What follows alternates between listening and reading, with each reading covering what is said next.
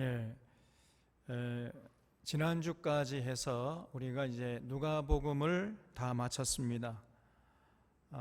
그리고 이제 오늘부터는 이 요한복음을 통해서 은혜와 진리를 나누고자 하는데 참 기대가 큽니다.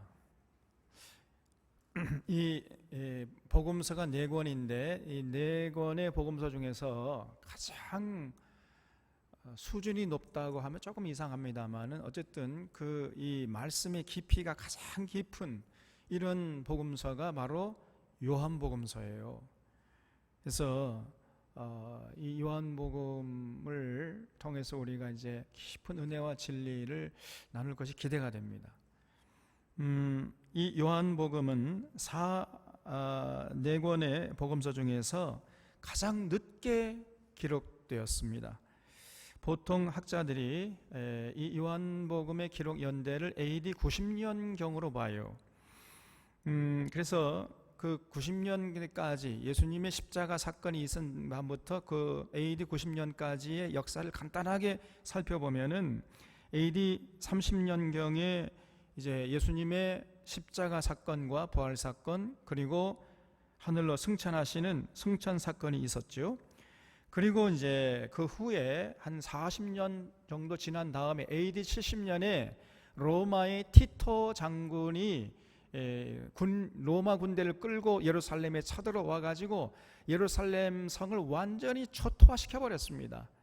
예루살렘에 있는 그 화려한 귀인들의 집을 전부 불질러서 잿더미가 되게 만들어 버리고, 그리고 성벽을 돌 위에 돌 하나 남기지 않고 전부 파괴해 버렸어요. 그리고 이 사람이 거기서 그친 것이 아니라 예루살렘에 거하는 이 유대인들을 잡아갔습니다.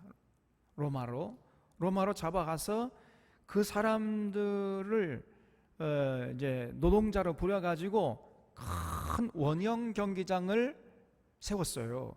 그것이 지금 이탈리아 로마에 가면 아직도 남아 있습니다. 절반 정도는 무너졌지만은 절반은 아직도 남아 있어요. 그걸 우리가 콜로세움이라고 그래요. 콜로세움이라는 원형 경기장을 만들었던 거예요. 그래서 이 로마의 티토 장군이 나중에는 이제 티투스 황제가 돼요. 로마 황제가 됩니다만은 그런 끔찍한 일을 했어요. 그런 사건이 이제 AD 70년에 일어났고, 그리고 그 후로부터 약 20년이 지난 다음에 이 요한복음이 기록된 거예요. 그러니까 예수님의 십자가 사건과 부활 사건의 시점으로 따지면은 약 60년 정도가 흐른 후에 요한복음이 기록되었다고 볼 수 있는 것입니다. 그때는 이미 이제 다른 사도들은 전부 순교를 하고요, 순교하지 않은 사도는 사도 요한밖에 없었습니다. 요한만 살아남아가지고 초대교회를 아주 힘겹게 지키고 있었는데, 그때 교회 안에는 엉터리 같은 이 어그러진 말을 하는 이단들이 많이 들어와가지고 교회를 어지럽히고 있었어요. 오늘 한국교회처럼. 가장 그 대표적인 이단이 누구였냐면 영지주의 이단이었습니다, 여러분. 그래서 이 영지주의 이단은 제가 누차 말씀드린 대로 이 이원론자들이라고 그랬죠. 영적인 세계와 이 세상, 하늘의 피 안의 세상과 이제 지금 이 세상, 이걸 뚝뚝 이렇게 둘로 나눠버려요. 그래서 저 세상만 의미가 있고 이 세상은 아무런 의미가 없다, 헛개비다, 신기루 같은 것이다, 다 가짜들이다, 막 이런 식으로 해가지고 지금 이 세상에서 삶의 의미를 아주 하찮은 것으로, 보잘것없는 것으로 만들어버린, 그리고 저 세상만 바라보면서 살도록 이렇게 한 사람들이 영지주의 이단이었어요. 그래서 이런 영지주의 이단이 이제 헬라 철학을 영향을 받았는데, 그래서 예수님도 예수님의 몸이 있고 그 몸 속에 그리스도 영이 딱 들어왔다는 거예요. 그래서 이원론적으로 이렇게 나눌 수 있다는 겁니다. 그런 식으로 자꾸 교회 안에 들어와 가지고 어그러진 말을 해서 교회를 어지럽기 때문에 이제 사도 요한이 그러한 잘못된 주장에 대해서 변증할 필요성이 있었던 거예요. 그래서 과연 예수 그리스도가 누구냐, 예수님이 누구냐 하는 이 그리스도론을 올바로 증거할 필요성을 느꼈던 것입니다. 그래서 이 누가복음을 우리가 이제 지난주까지 살펴봤습니다만은 누가복음은 메시아 되시는 예수님의 인성을 강조한 반면에 요한복음에서는 메시아 되시는 예수님의 신성, 다시 말하면 예수님의 하나님 되심을 강조하고 있다고 볼 수 있어요. 그래서 당시 헬라 철학에 세례받은 사람들에게 예수님이 하나님이시다는 겁니다. 하나님. 이 사실을 증거하려고 했기 때문에 이 요한복음의 내용이 상당히 철학적이고 또 추상적이고 형이상학적인 그런 내용으로 되어 있어요. 그래서 상당히 좀 수준이 높고 좀 어렵게 느껴질 수 있습니다, 여러분. 이 신약 성경에는 사도 요한이 쓴 책이 5권이 나옵니다. 요한복음, 요한일서, 요한이서, 요한삼서, 요한계시록, 이렇게 5권이 있는데, 그래서 이 5권을 합해서 요한문서라고 그래요. 그래서 이 요한복음을 우리가 올바로 이해하려면은 요한계시록까지의 내용을 전체적으로 이해할 수 있어야 됩니다. 이런 차원에서 요한문서의 전체 내용을 간략하게 정리해 보면은 먼저 요한복음 1장에서부터 아주 예사롭지 않은 내용이 나와요. 지구상에 있는 모든 책을 다 뒤져도 나올 수 없는 내용들이 이 1장에 나옵니다. 아주 엄청난 얘기를 하고 있어요. 하나님이신 말씀이 인간이 되었다는 겁니다. 쉽게 말하면 하나님이 인간이 되셨다는 거지요. 하나님이 인간이 되어가지고 이 세상에 오셨다는 겁니다. 이런 청천벽력 같은 선포가 요한복음 1장에 나와요. 그리고 그저 인간이신 예수가 십자가에 달린 것이 아니라 하나님이신 예수님이 십자가에 달렸다는 거예요. 그리고 세 번째는 그 예수님이 죽음으로 그친 것이 아니라 죽음에서 부활하셔서 죽음의 권세가 완전히 산산조각 났다는 것입니다. 우리가 복음서를 쭉 마태복음, 누가복음 계속 살펴봤잖아요. 마가복음에서도 살펴봤고 부활 기사를 읽을 때마다 들은 이야기죠. 이거는 그 다음에 네 번째는요, 바로 그 그리스도께서 부활하신 다음에 40일 만에 승천하셨다는 거예요. 그리고 5번째는 승천하신 그 예수님이 다시 오신다는 것입니다. 그래서 재림하신다는 거죠. 그리고 그때 그 재림하실 때 모든 성도들이 이제 죽음에서 다시 살아난 것, 부활하게 된다는 겁니다. 예수님처럼 부활하게 되고 변화되어서 우리가 휴거된다. 그리고 그 다음에는 최후의 심판이 있을 것이다. 여기까지가 요한계시록, 요한문서의 내용이에요. 그래서 우리가 이것까지 잘 염두에 두고 요한복음을 볼 수 있어야 됩니다. 요한복음을 기록한 궁극적인 목적을 요한복음 20장 30절을 보면 나오는데 이렇게 밝히고 있어요. 예수께서 요한복음 20장 30절 한번 펴보시기 바랍니다. 우리 가정에서 예배드리는 교우님들도 요한복음 20장 30절을 보면은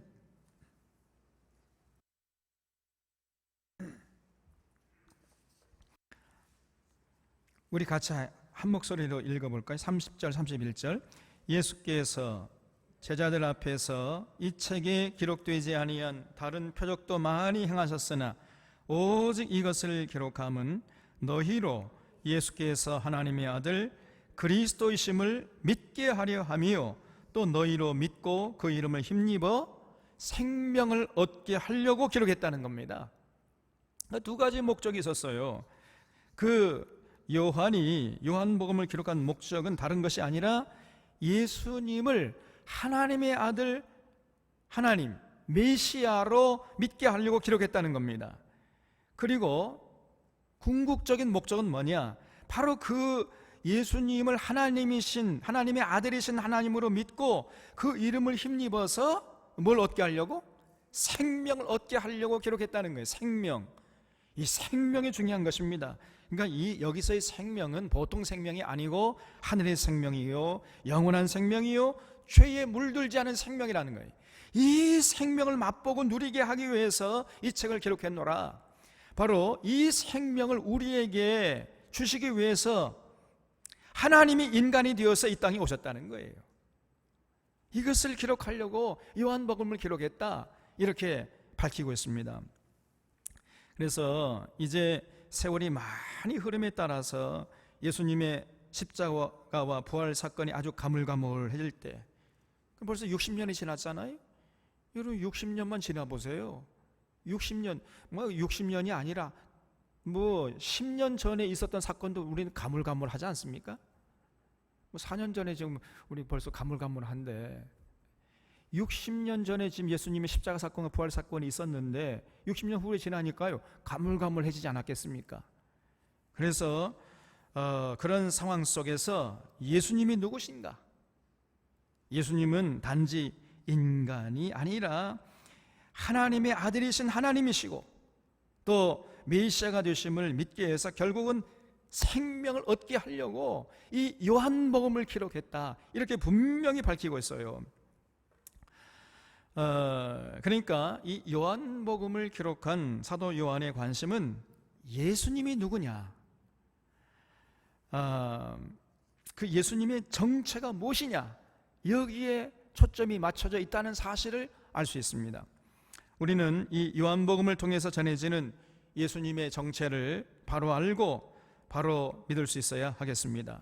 그럴 때 우리의 믿음이 건강한 믿음이, 또 올바른 믿음 생활을 할 수 있게 되는 것입니다. 1절을 보겠습니다. 태초에 말씀이 계시니라. 이 말씀이 하나님과 함께 계셨으니 이 말씀은 곧 하나님이시니라 그랬지요. 이 요한복음 1장 1절부터요, 이 보통 내용이 아니지요. 태초에 말씀이 계시니라. 이 말씀이 하나님과 함께 계셨으니 이 말씀이 곧 하나님이시라, 이렇게 했어요. 여러분, 이런 내용은요, 인류가 펴낸 책 중에서 이렇게 충격적으로 시작하는 책은 단 한 권도 없습니다. 앞으로도 영원히 없을 거예요. 얼마나 위대한 내용입니까 이게. 이건 도저히 인간의 머리로서 생각해낼 수 없는 내용이 여기 담겨 있는 것입니다. 거기 말씀, 거기 한번 주셔보세요. 말씀, 태초에 말씀이 계시니라 주셔보세요. 이 말씀이라는 건 원래 헬란 말로 로고스입니다. 로고스. 그러니까 태초에 로고스가 계시니라, 이런 뜻이에요. 옛날 번역본을 보면 태초에 도가 계시니라, 이렇게 번역을 해놨어요. 이 로고스를 도라고 번역을 해놨습니다. 도.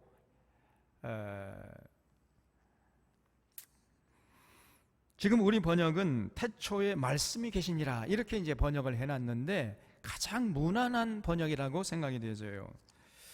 그러니까 세상 만물이 창조되기도 전에 말씀이 계셨다는 거예요. 말씀.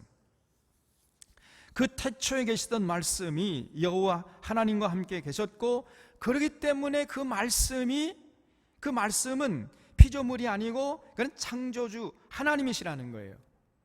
그 말씀이 하나님이시다. 그러니까 여호와 하나님이 계시고 말씀이신 하나님이 계시다는 겁니다, 여러분. 참으로 이해하기 어려운 내용이잖아요. 우리가 쉽게 이게 참 이해할 수 없는 그런 내용인 것이에요. 태초에 말씀이 계셨다는 말씀도 어려운데, 이 말씀이 하나님과 함께 계셨기 때문에 이 말씀이 하나님이시다, 이렇게 논리가 비약해 버리니까 정말 이 처음 듣는 사람들이 어리둥절할 수밖에 없는 거지요. 그런데 14절을 보면은 그 말씀이 또 육신이 되었다는 거예요. 그러면 여러분, 말씀이 육신이 되어서 우리 가운데 거하시는 분이 누굽니까? 예수님이죠. 그러니까 요한복음은 처음부터 예수님을 하나님이라고 선포하고 시작하고 있는 겁니다. 그래서 2절 이하부터는, 그리고 요한복음 끝까지는 바로 이 주장을 설명하기 위해서 덧붙여진 말씀이라고 할 수 있어요. 이렇게 예수님이 하나님이시다라는 대전제를 설정해 놓고 어째서 그런가 하는 것을 논증해 나가는, 이런 식으로 기록된 책이 바로 요한복음이에요. 그래서 이 요한복음 1장 1절이 정말 중요한 것이에요. 태초에 말씀이 계시니라. 이 말씀이 하나님과 함께 계셨으니까 이 말씀이 곧 하나님이시다. 참 놀라운 얘기지요. 2절을 보겠습니다. 그가 태초에 하나님과 함께 계셨고 만물이 그로 말미암아 지은 바 되었으니 지은 것이 하나도 그가 없이는 된 것이 없느니라 그랬어요. 여기서 그는 누구를 말하겠어요? 말씀이죠, 말씀. 그런 말씀이죠. 이 말씀이 하나님과 함께 계시면서 세상 만물을 창조하셨다고 그랬어요. 여러분, 우리 눈에 보이지 않는 것, 보이는 것 전부 이 땅에 존재하는 모든 것이 여호와 하나님과 또 말씀이신 하나님이 창조하신 것입니다. 창세기 1장에서 여호와 하나님께서 뭐라고 말씀했죠? 빛이 있으라. 그런 건 거기 말씀이 있으니까 빛이 있었잖아요. 여호와 하나님과 말씀이 함께 하셨습니다. 언제나 창조의 현장에는 여호와 하나님과 함께 말씀이신 하나님이 함께 계셨다는 것을 알 수 있어요. 그러니까 예수님도 창조주 하나님이 되신다는 겁니다, 여러분. 우리는 보통 창조주 하면은 여호와 하나님만을 생각하는데 그렇지 않아요. 그래서 사도 요한은 예수님도 창조주 하나님이 되신다, 이걸 얘기하고 있는 겁니다. 근데 이러한 얘기를 한 사람은 또 있어요. 사도 바울도 골로새서에서 예수님을 창조주 하나님으로 소개하고 있는 것을 볼 수 있습니다, 여러분. 그런데 그 다음 4절을 보면요, 더 놀라운 진리를 선포합니다. 그 안에 생명이 있었으니 이 생명은 사람들의 빛이라 그랬죠. 태초에 계시던 말씀 안에 생명이 있었는데 그 생명이 사람들의 빛이라. 가면 갈수록 좀 어려워져요. 이게 도대체 무슨 얘기냐, 상당히 추상적이어 가지고 이게 알 것 같기도 하고 모를 것 같기도, 알쏭달쏭 하는 겁니다. 여러분, 태초에 계시던 말씀이 선포되는 것마다 반드시 생명이 꿈틀대지 않았습니까? 창세기 1장 11절에서 여호와 하나님이 땅은 풀과 씨 맺는 채소와 각종 종류로 씨 가진 열매 맺는 나무를 내라. 그러니까요, 이렇게 말씀하시니까 채소들이 자라고 나무들이 싹을 내고 꽃이 열매를 맺고 그러지 않았습니까? 여기저기에서 말씀이 선포되니까 생명들이 꿈틀거리면서 그 말씀대로 되어버렸어요. 그래서 말씀 안에 생명이 있었던 겁니다. 말씀 안에 생명이 있었어요. 또 하나님께서 물들은 생물을 번성하게 하라, 땅 위의 하늘의 궁창에는 새가 날아라, 이렇게 말씀하시니까 물에서는 각종 물고기들이 우글거렸고 하늘에서는 각종 새들이 날아다니지 않았습니까? 태초에 계시던 말씀에 생명이 있었던 것이요. 오늘날도 마찬가지입니다, 여러분. 말씀이 선포되는 곳에 생명이 잉태되고 꿈틀거리기 시작하는 거예요. 이게 태초에 하나님과 함께 계시던 말씀을 받아들이는 사람들에게는 반드시 생명이 꿈틀대고 생명이 막 살아나는 것입니다, 여러분. 말씀 안에 생명이 있기 때문이에요. 거기 4절에, 거기 마지막 하반절에 이 생명은 사람들의 빛이라, 거기 한번 줄쳐보세요. 이게 무슨 뜻이에요? 이 생명이 사람들의 빛이라 그랬어요. 다시 말하면 태초에 계시던 말씀을 받아들이는 사람에게는요, 생기가 돌고 평안이 넘치고 기쁨이 샘솟고 참 자유와 평안을 누리면서 멋지게 살아간다는 거예요. 그 생명이 사람들의 빛이에요. 여러분, 말씀을 받아내면 그 삶이 빛나게 되어 있잖아요. 그리고 아름답게 변화되어 가게 되어 있습니다. 아무리 여러분 아름다운 생명도 생명이 떠나버리면 그 아름다움은 금방 빛을 잃어버리고 사라져버립니다. 이제 좀 있으면 5월이 되고 이제 장미가 피어나겠지요. 벌써부터 기대가 됩니다. 꽃 중에 꽃은 역시 5월의 장미 아닙니까? 그러나 이 5월의 장미가 아름답지만 그것은 생명이 있을 때 얘기예요. 생명이 떠나봐요. 그러면요, 그 시들은 장미가 그렇게 추할 수가 없는 겁니다. 그 어떤 것보다 추하는 거예요. 이게 생명이 있을 때 그 생명이 장미를 빛나게 하고 아름답게 해가지고 사람들의 마음을 감동시키는 것이지, 그 생명이 떠나봐요. 그러면 그 장미도 빛을 잃어버립니다. 근데 그렇게 추할 수가 없는 것이에요. 생명이 빛이에요, 여러분. 사람도 마찬가지입니다. 사람이 꽃보다 아름답지만은 이것도 역시 생명이 있을 때 얘기예요. 생명이 떠나버리면 빛이 사라져버립니다. 아름다움이 사라져버려요. 생명에서 빛이 나오는 것입니다. 태초에 여호와 하나님과 함께 계시던 말씀을 받아들이면 생명을 얻게 되고, 그래서 그 생명에서 빛이 나와가지고 정말 사람들이 아름답게 멋지게, 많은 사람들이 보면은 야, 저 사람은 정말 빛된 존재다, 멋있다, 이렇게 감동을 주는 생명으로, 그런 삶으로 변해가는 거예요. 이 말씀 안에 생명이 있는 것입니다. 말씀이 생명의 빛이에요. 그래서 우리 모두는 누구나 할 것 없이 태초에 하나님과 함께 계시던 그 말씀을 받아들여야 하는 것이에요. 그래야 이 땅에서 정말 사람이 사람답게 빛된 존재로 아름답게 살아갈 수 있게 되는 것입니다. 그러나 현실은 어떻지요? 현실은 5절에 나오는데, 빛이 어두움에 비추되 어두움이 깨닫지 못하더라 그랬지요. 이 말씀은요, 정말 놀라운 얘기입니다. 이 짧은 문장 속에 인류 전체의 역사가 압축되어 있어요. 창세로부터 지금까지 태초에 하나님과 함께 계시던 말씀이 선포되어 왔지만은, 그러나 사람들이 깨닫지 못했어요. 태초에 계시던 말씀은 줄곧 이 땅에 있었습니다. 단 한 번도 이 세상에 없었던 적이 없었어요. 아브라함 시대도 있었고, 이삭 시대도 있었고, 야곱 시대도 있었고, 요셉 시대도 있었고, 그리고 이제 모세 시대도 있었고, 여호수아 시대도 있었고, 다윗 시대도 있었고, 솔로몬 시대도 있었고, 여러 왕정 시대도 있었고, 예언자들의 입에서도 그 말씀이 있었고, 지금도 있지만은, 그러나 그 말씀을 깨닫는 자들은 아주 극소수입니다. 대부분의 사람들이 깨닫지 못해요. 빛이 어둠에 빛이 돼 여전히 어둠이 깨닫지 못하는 겁니다. 그래서 하나님께서 이 땅에 비춰지게 된 빛을 깨닫게 하기 위해서 보낸 자가 있었습니다. 그 사람이 누구냐? 6절에 하나님께로서 보내심을 받은 사람이 났으니 그 이름은 요한이라 그랬어요.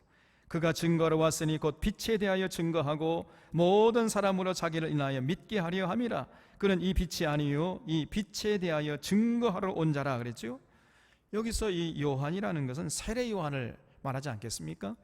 누가복음 3장에서는 이 세례 요한을 소개하기를 광야에서 외치는 자의 소리라 그랬어요. 야, 이 표현도 얼마나 광야에서 외치는 자의 소리, 이게 세례 요한이다. 그리고 주의 길을 예비하는 자라고도 했어요. 그래서 이제 요한이 참 빛이 오시도록 모든 골짜기가 메워지고 모든 산과 작은 산이 낮아지고 굽은 것은 곧아지고 험한 길은 평탄케 되어가지고 모든 육체가 하나님의 구원하심을 보게 될 것이다, 이렇게 말했어요. 다시 말해서 이건 굉장히 여기는 중요한 의미가 담겨 있습니다. 여러분, 예수님을 영접하려면요,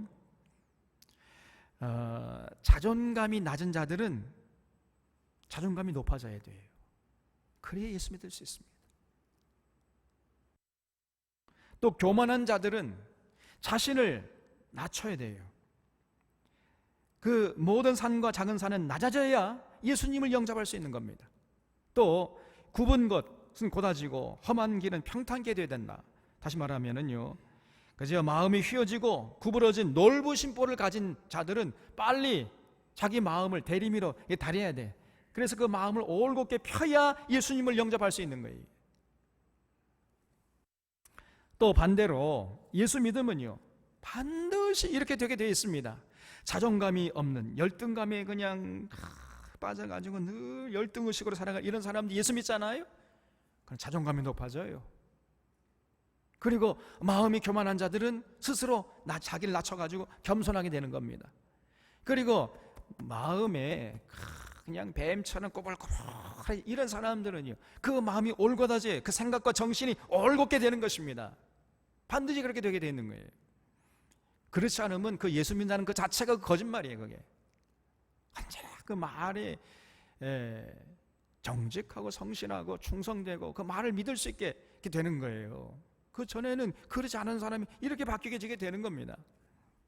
그래서 세례 요한은 다른 것을 한 것이 아니라 유다 광야에서 뭘 했냐면요, 회개하라 이 독사의 자식들아, 이 회개를 외쳤던 것입니다. 그래서 예수님의 오심, 그 길을 준비한 것이죠. 이렇게 외친 목적은 자기를 믿게 하려는 것이 아니고 자기를 인하여 말씀이신 예수님을 믿게 하려는 것이었다는 겁니다, 여러분. 그래서 세례 요한은요, 빛이 아니고 이 빛에 대하여 증거하러 온 자라는 겁니다. 이렇게 세례 요한이 와서 이제 길을 평탄케 한 다음에 메시아이신 예수님께서, 빛이신 예수님께서 오셨던 것입니다. 9절에 참빛 곧 세상에 와서 각 사람에게 비추는 빛이 있었나니 그가 세상에 계셨으며 세상은 그로 말미암아 지은 바 되었으되 세상이 그를 알지 못하였고 자기 땅에 오매 자기 백성이 영접하지 아니하였으나 그랬죠. 이 참빛이 세상에 와서 빛을 비췄지만은 사람들은 알지 못했습니다. 심지어 여호와 하나님이 택하신 이스라엘 백성들조차도 영접하지 않았어요. 태초에 계시던 말씀이 빛으로 오셔가지고 온 누리에 그 빛을 비춰주셨건만 세상은 알지 못했고 이스라엘 백성들도 전혀 알지 못했고 영접하지 못했습니다. 네, 오늘날에도 마찬가지. 오늘날에도 여전히 태초에 계시던 그 말씀이 외쳐지고 있지만은 세상 대부분의 사람들이 깨닫지 못하고 있고 영접하지 않고 있고, 심지어 영접했다고 하는 목사들조차도 영접하지 않은 사람들이 많아요. 저 정광훈류 같은 이런 목사들은 예수님 영접한 게 아닙니다. 이거는 틀림없어요. 이거는 예수님을 영접했다면요, 저런 식으로 말하고 행동할 수가 없는 것입니다. 도저히 이건 불가능해요. 오늘날 문재인 정부를 향해서 무슨 공산화 시키려고 한다는 등 사회주의 정책을 운운하는 이런 목회자들은요, 예수님 영접한 게 아닙니다. 단적으로 얘기할 수 있어요.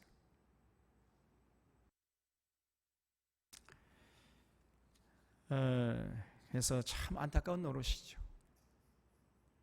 그런데 이렇게 대부분의 사람들이 영접하지 않고 깨닫지 못하고 있는 상황 속에서도 그 말씀을 깨닫고 영접하는 자들이 많지는 않지만은 있었습니다, 여러분. 그렇게 되면 어떻게 됩니까? 12절에 영접하는 자, 곧 그 이름을 믿는 자들에게는 하나님의 자녀가 되는 권세를 주셨으니 그랬죠. 이 참빛이신 말씀을 영접하는 자는 하나님의 자녀가 되는 권세를 누리게 됩니다. 다시 말해서 하늘의 생명을 누리면서 참 평안과 참 기쁨과 참 자유를 누리면서 사람답게 행복하게 살 수 있게 되는 거예요. 이것은 영원히 변치 않는 불변의 진리 중에 진리인 것입니다. 그런데 여기 13절에 보면 더 중요한 얘기가 나와요. 이는 혈통으로나 육정으로나 사람의 뜻으로 나지 아니하고 오직 하나님께로부터 난 자들이라 그랬어요. 이렇게 참빛이신 말씀을 영접하는 자들이 누구냐는 거예요. 놀랍게도요, 이 빛이신 예수님 영접하는 것은 아무나 할 수 있는 게 아니라는 거죠. 여러분, 혈통이 좋다고 해가지고 혈통으로 되는 것도 아니라는 것입니다. 많이 배웠다고 좋은 집안에서 태어났다고 영접하는 것도 아니라는 거예요. 또 내가 예수님을 믿고 싶다, 내가 예수님을 영접하겠다고 해서 되는 것도 아니라는 것입니다. 누가 영접할 수 있어요? 하나님으로부터 난 자들, 다시 말해 하나님이 택하신 자들, 그런 자들이 영접할 수 있게 된다는 겁니다. 여러분, 이런 면에서 여러분과 제가 하나님의 택하신 자들임을 추워도 의심하지 않을 수 있기를 주님의 이름으로 부탁드립니다, 여러분.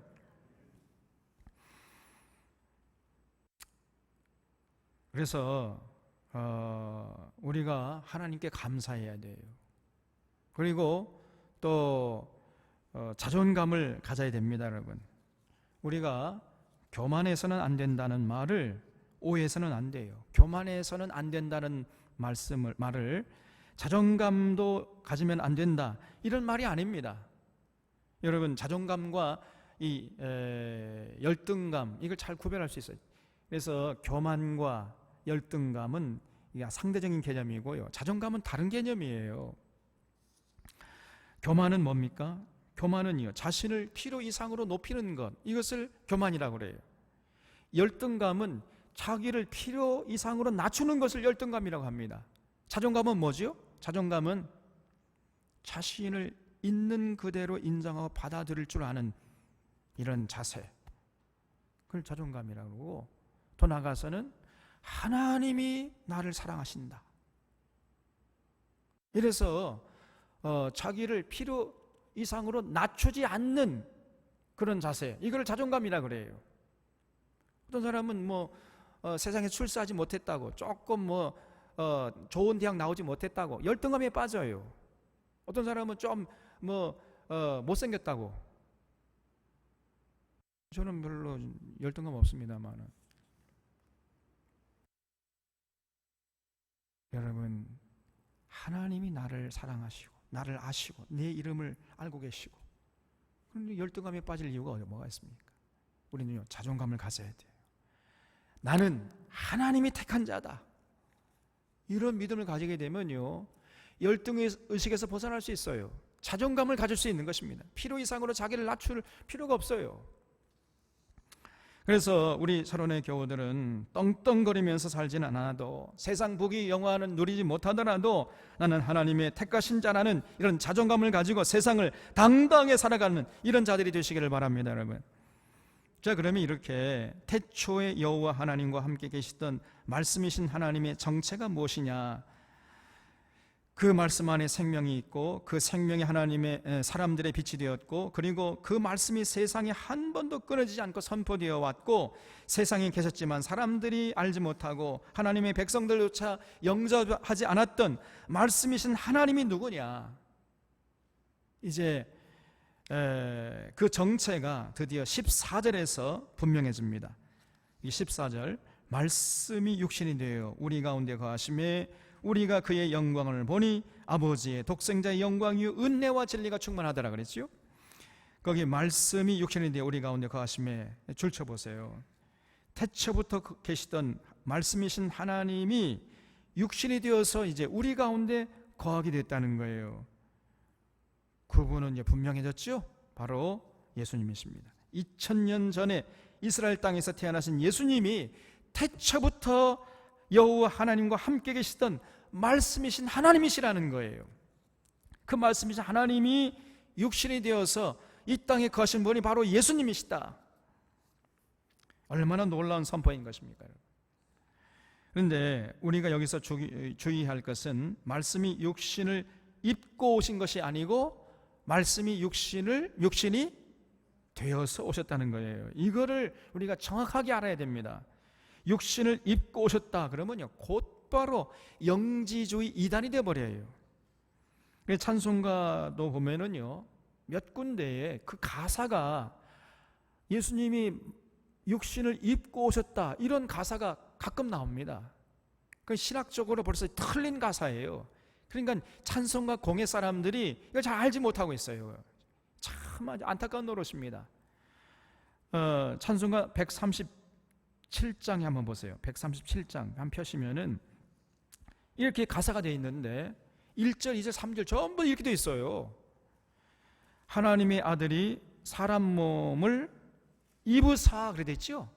이 틀린 거예요. 이 영지주의 이게. 하나님의 아들이 사람 몸을 입으사 이 땅 위에 오셨다, 이렇게 되어 있어요.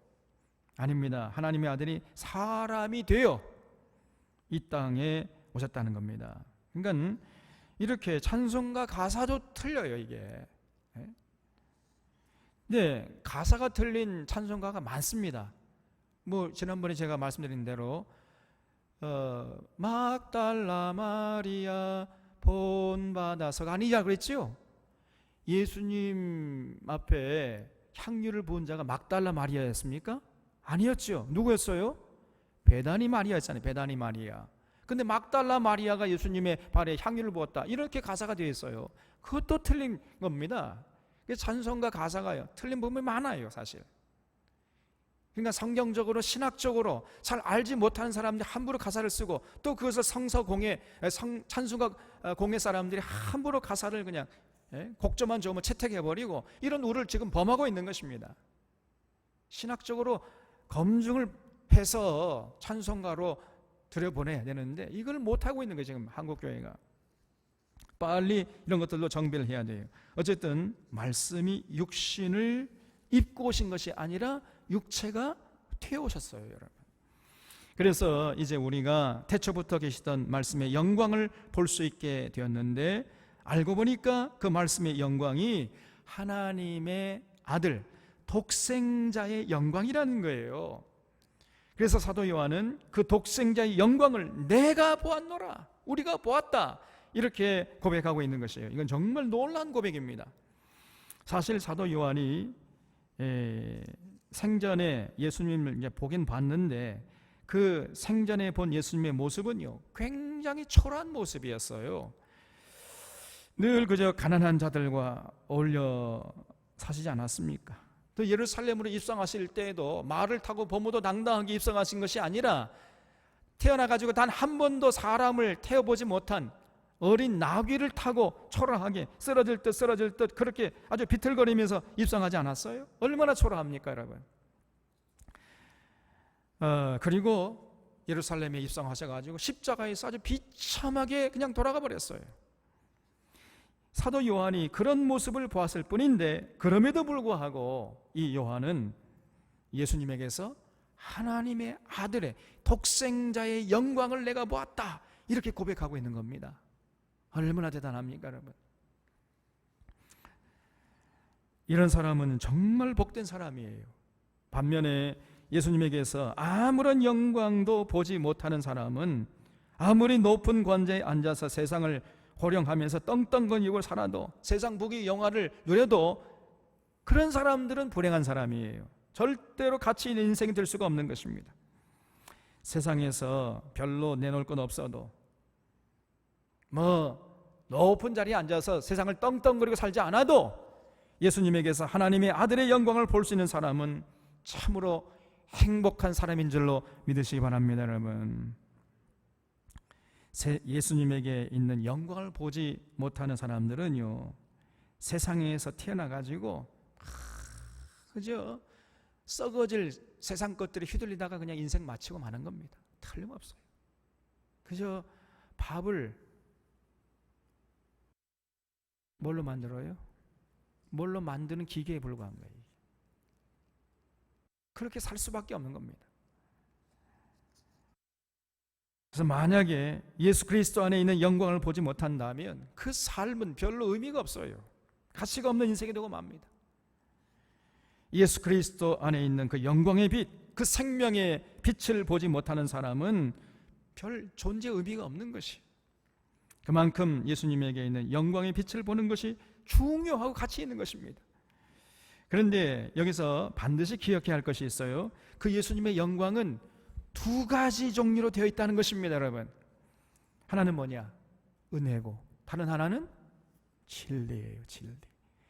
그 예수님에게 있는 그 영광의 빛은 은혜와 진리로 구성되어 있는 것입니다, 여러분. 그래서 예수님에게는 은혜와 진리가 충만한 거예요. 자, 그러면 예수님에게서 우리에게 베푸신 은혜가 무엇입니까? 우리에게 하나님의 자녀 권세를 주시기 위해서 하늘 보좌를 버리시고 높고 높은 별을 넘어서 육신이 되어가지고 이 땅에 오시지 않았습니까? 그뿐 아니라 우리 죄를 대신 지시고 십자가에서 죽으셨다가 부활하셨습니다. 여러분과 저를 위해서 이런 굉장한 희생을 감내하셨어요. 이것이 예수님께서 우리에게 베푸신 은혜예요, 은혜. 이 예수님의 은혜로 오늘 우리가 하나님을 아버지라 부를 수 있게 된 것입니다.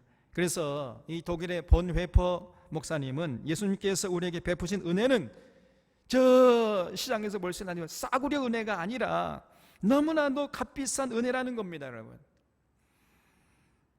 그 하나님이신 예수님의 희생으로 우리가 하나님 앞에서 하나님의 자녀로 살게 되면서 평안과 기쁨과 자유함을 누리게 됐다는 거예요. 그렇기 때문에 그 예수님의 은혜는 값비싼 은혜이기 때문에 그 값비싼 은혜를 값싼 은혜로 전락시켜서는 안 된다는 것이에요. 근데 지금 수많은 사람들이 이 예수님의 값비싼 은혜를 아주 값싼 싸구려 은혜로 전락시키고 있는 것입니다. 그런 자들이 누구냐? 저 기복신앙, 저 신비주의를 부추기는 이런 목회자들이에요. 이런 자들이 이게 또 휘둘리는 이런 성도들이 바로 이 예수님의 이 너무나도 값비싼 은혜를 값싼 은혜로 전락시키고 있는 주인공들인 것입니다, 여러분.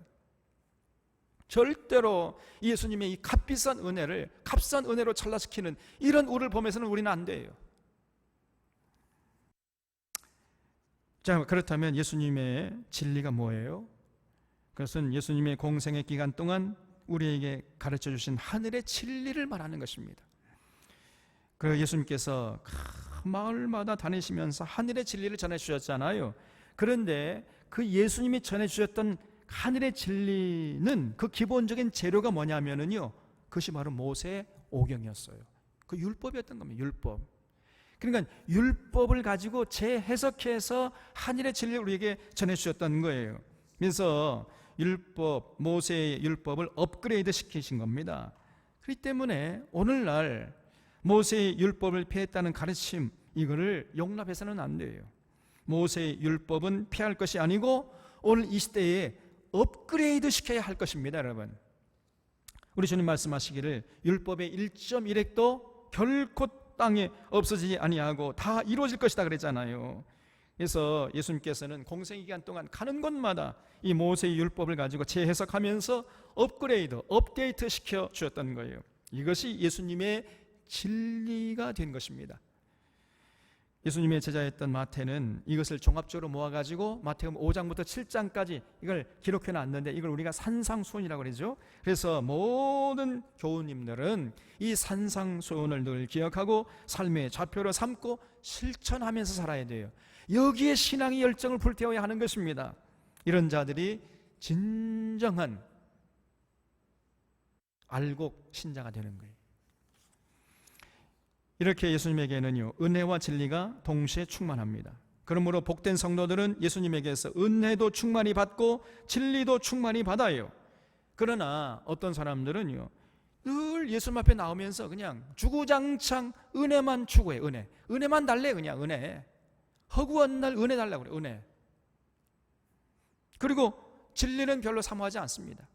진리를 가르쳐주겠다, 진리를 전해주겠다 해도 관심이 없어요. 무관심합니다. 이건 정말 잘못된 거예요, 여러분.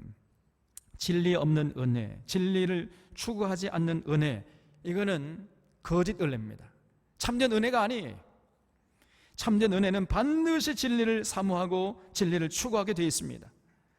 우리가 예수님의 은혜로 구원받고 하나님의 자녀 권세를 누리게 되었으면 반드시 그 사람은 예수님의 가르침을 통해서 진리를 깨닫고 진리 따라 살아가려고 몸부림치고 발버둥치게 돼 있어요. 그게 반드시 그렇게 되는 것입니다. 그렇게 되지 않게 만드는 은혜, 그건 거짓 은혜야.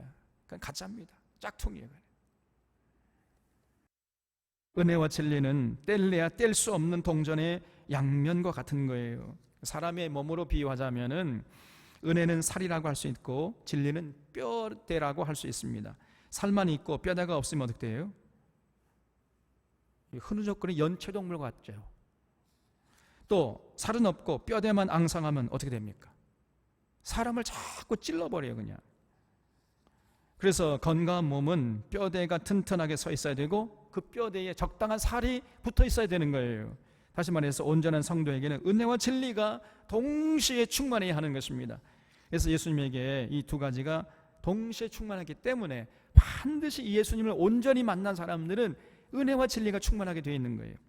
요한복음 8장 31절을 보면 예수님께서 자기를 믿은 유대인들에게 말씀을 했는데 뭐라고 말씀했냐면 너희가 내 말에 거하면 참 내 제자가 되고 은혜를 많이 받을지니라 이렇게 말씀하지 않고 너희가 내 말에 거하면 참 내 제자가 되고 진리를 알지니 진리가 너희를 자유케 하리라 그랬어요. 은혜가 아니고 진리예요, 진리. 예수님의 말씀에 거하면은요 우리가 진리를 알게 돼요, 진리. 그리고 그 진리가 우리를 자유케 해주는 것입니다. 그래서 정말 이 땅에 사는 동안 참 빛으로 아름답게 행복하게 멋지게 많은 사람들에게 감동을 주는 이런 사람으로 살게 돼 있어요. 우리가 여기 예수님이 자기를 믿은 유대인들에게 말씀하셨다. 이걸 꼭 기억해야 됩니다. 그래서 은혜 받았으면 빨리 진리로 무장하려고 해야 돼. 맨날 그저 허구한 날 그냥 은혜 타령만 하면요, 그거는 가짜입니다. 절대로 그런 사람은 온전한 신앙이 될 수가 없어요. 은혜 받았으면 빨리 우리의 이성을 사용해서 성경 66권 단 한 권도 빼지 말고 기록된 원 목적을 따라서 올바로 이해하려고 스스로 노력을 하셔야 돼. 스스로. 목사님이 안 가르쳐주면 목사님이 그냥 졸라서라도 밤중에 찾아가서라도 목사님 이게 어떤 뜻입니까? 좀 가르쳐 주십시오. 목사님을 괴롭게 해야 돼. 귀찮게 하고. 올바로 이해하려고 몸부림치고 발버둥 쳐야 돼요. 이걸 안 하니까 지금 전 신천지 같은 엉터리 같은 이 패륜 집단이 말이에요, 수많은 성도들 지금 타락시키고 있는 거 아닙니까? 목사들이 정신 차리지 못하고 엉뚱한 짓을 하고 앉아있고. 그래서 성경 66권을 통해서 진리를 깨우치고 진리로 무장해서 진리 따라 살려는 노력을 기울여야 돼요. 그래야만 우리가 온전한 신앙생활, 올바른 신앙생활을 할 수 있게 되는 것입니다. 그럴 때 진리의 성령님께서 오셔서 우리를 도와주시는 것이고, 그럴 때 우리에게 하늘의 생명이 주어지는 것입니다. 그래서 사람답게 행복하게 참 평안과 기쁨과 자유를 누리면서 아름답게 살 수 있게 되는 거예요. 하나님께서는요, 은혜와 함께 진리를 우리 속에 심어서 우리에게 하늘의 생명을 누리게 하도록, 그렇게 하기 위해서 예수님을 이 땅에 보내셨다는 것을 잊지 마셔야 됩니다. 우리 샤론의 교우들은 이런 예수님을 마음의 중심에, 삶의 중심에 영접할 수 있기를 바랍니다. 그래서 예수님에게서 은혜도 받고 진리도 받고, 그래서 은혜 충만, 말씀 충만, 진리 충만한 이러한 참 조화로운 멋진 신앙인들이 되시기를 바랍니다. 15절을 보겠습니다. 요한이 그에 대하여 증거하여 외쳐가로되 내가 전에 말하기를 내 뒤에 오시는 이가 나보다 앞선 것은 나보다 먼저 계심이니라 한 것이 이 사람을 가리킴이라 하니라 그랬죠. 이것도 정말 놀라운 얘기예요. 우리가 지난번에 누가복음 1장을 살펴볼 때 세례 요한이 예수님보다 몇 년 먼저 출생했죠. 어이구, 우리 학원사님은 딱 맞추시네. 제가 함정을 봐가 몇 년이라고 그랬는데 몇 년이 아니고 6개월 먼저 출생했잖아요. 세례 요한이 예수님보다. 기억납니까? 우리 저 온라인으로 예배 드리시는 교우님들 기억나시면 고개를 이렇게 끄덕끄덕. 다 보입니다 지금. 그런데 세례 요한은 예수님이 자기보다 먼저 계셨다는 거예요. 그렇게 얘기하고 있잖아요. 아니 먼저 세례 요한이 출생해 놓고는 예수님이 자기보다 먼저 있었다, 왜 이렇게 얘기하는 거예요? 여러분, 근데 지난번에 누가복음 20장에서 예수님이 뭐라고 말씀했냐면은 세례 요한 정도가 아니라 나는 다윗보다도 먼저 있었다고 이렇게 말씀하지 않았습니까? 다윗보다도. 참나. 왜냐하면요, 예수님은 태초부터 계신 분 아닙니까? 태초부터. 예수님 말씀이 틀리지 않아요. 그러니까 이 세례 요한이 이런 메시아께서 오실 것임을 선포했던 것입니다. 그래서 세례 요한은 자신이 이 세상에서 태어난 목적과 사명이 무엇인지 분명히 알고 있었다는 것을 여기서 알 수 있어요. 하나님이 보내신 메시아이기를 평탄케 하는 일이 자신의 사명임을 알고 평생 거기에 헌신했던 사람이 바로 세례 요한이었습니다. 16절에 우리가 다 그의 충만한 데서 받으니 은혜 위에 은혜로라. 율법은 모세로 말미암아 주어진 것이요 은혜와 진리는 예수 그리스도로 말미암아 온 것이라 그랬어요. 우리가 이 말씀도요 잘 이해를 해야 됩니다. 율법은 모세가 준 것이고 은혜와 진리는 예수 그리스도께서 주신 것이기 때문에 이제 구약의 율법은 필요 없다, 이런 식으로 결론을 내는 사람들이 많아요. 엉터리예요, 엉터리. 아닙니다, 여러분. 예수님께서 분명히 말씀했잖아요. 마태복음 5장 17절에서 내가 율법이나 선지자를 폐하러 온 줄로 생각하지 말아라. 폐하러 온 것이 아니라 완전케 하려고 왔다, 이렇게 말씀하지 않습니까? 그래서 말씀이신 예수님이 육신이 되어서 이 땅에 오신 것은 모세가 전한 율법을 폐하기 위함이 아니고 완전케 하러 오신 것입니다. 꼭 잊지 마셔야 돼. 그래서 율법이 폐했다 이렇게 가르치는 목회자들은요 엉터리예요. 다시 말해서 과거의 모세의 율법을 업데이트 시켜가지고 완성시키려고 예수님이 오신 것입니다. 그래서 이것이 바로 예수님이 전해주신 진리가 되어버린 거예요. 그래서 우리가 그 예수님의 진리 따라 이제는 살아야 됩니다, 여러분.